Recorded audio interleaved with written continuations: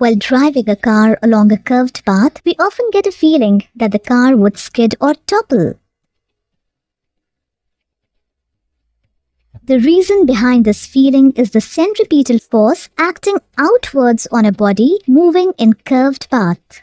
Let's solve an example on this concept to deepen our understanding. Question: the minimum velocity with which a driver must traverse a flat curve of radius 150 meters and coefficient of friction 0.6 to avoid slipping is? The question was asked in AIEEE 2002. Solution: in the question, we are given that the radius of curve r is equal to 150 meters and the coefficient of friction mu is 0.6.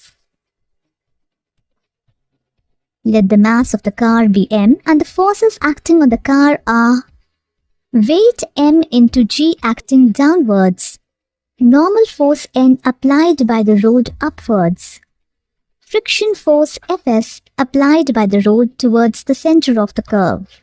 The car is moving along a flat or horizontal circle of radius r, so it is accelerating. The acceleration is acting towards the center and its magnitude is equal to v square by r, where v is the speed. This acceleration results in application of the centripetal force, which is equal to m into v square by r. Since centripetal force is directly proportional to the square of velocity, therefore when we lower our speed to a safe speed, the feeling of skidding or toppling reduces significantly. Resolving the forces in vertical and horizontal directions, we get N equal to m into g and frictional force Fs is equal to centripetal force mv square by r. As we are trying to calculate the maximum speed for no skidding, it is a case of limiting friction and hence Fs is equal to mu s into n, which is equal to mu s into mg. So we have mu s into mg equal to mv square by r, or v square equal to mu s into g into r.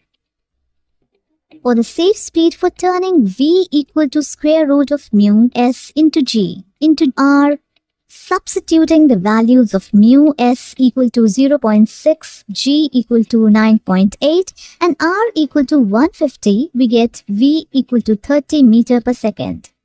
Therefore, it is safe to traverse this curve for any speed less than 30 meters per second.